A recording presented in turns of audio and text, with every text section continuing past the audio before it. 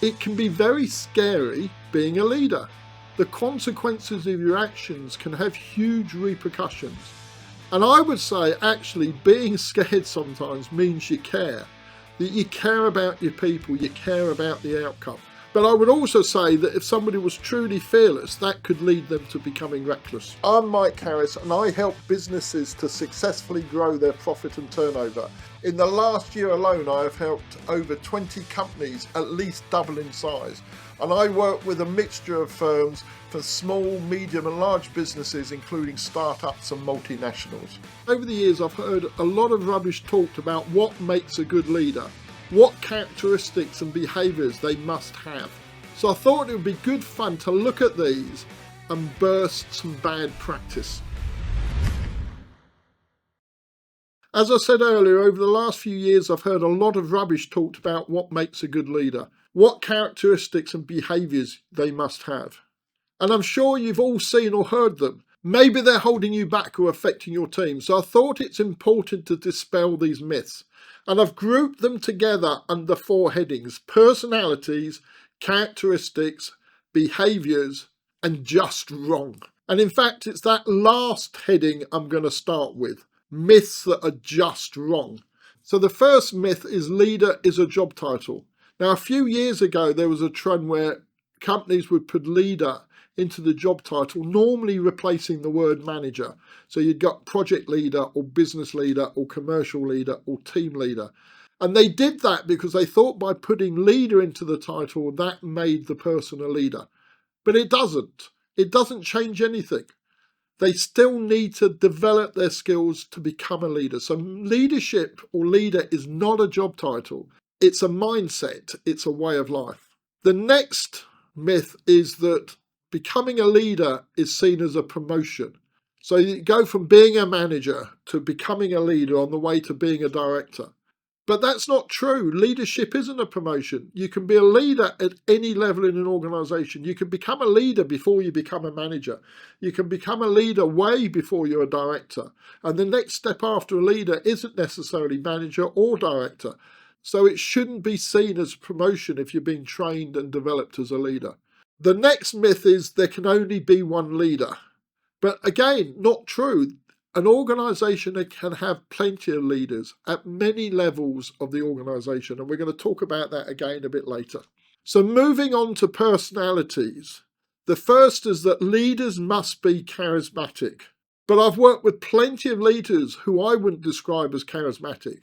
In fact, one in particular I can think of was very dour, but he was a great leader, and that was because he looked after his team. He had a great vision. He was authentic, he was transparent, and he had great values that he lived by. And I must say, I've also worked with leaders who are very charismatic, but to be fair, couldn't lead their way out of a wet paper bag. The next one is leaders must be extroverts, but they don't. There are plenty of great leaders who have been introverts. Just look at Bill Gates or Albert Einstein, both were introverts.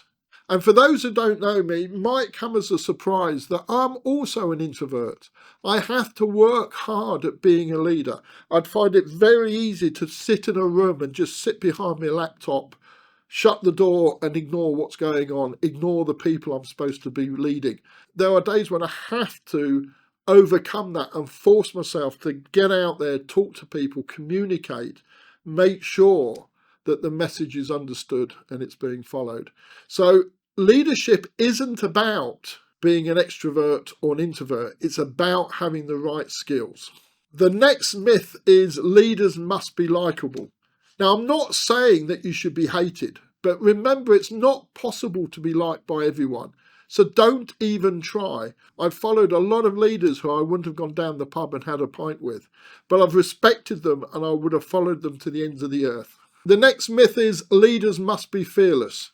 But it's okay to be scared sometimes. It can be very scary being a leader. The consequences of your actions can have huge repercussions.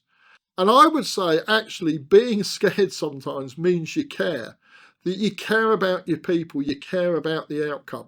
But I would also say that if somebody was truly fearless, that could lead them to becoming reckless. So moving on to characteristics, the first myth is leaders must be invincible. They can never make mistakes. But they do. We all do. It's an important way of learning. So don't hide your mistakes. Be open. People will respect it.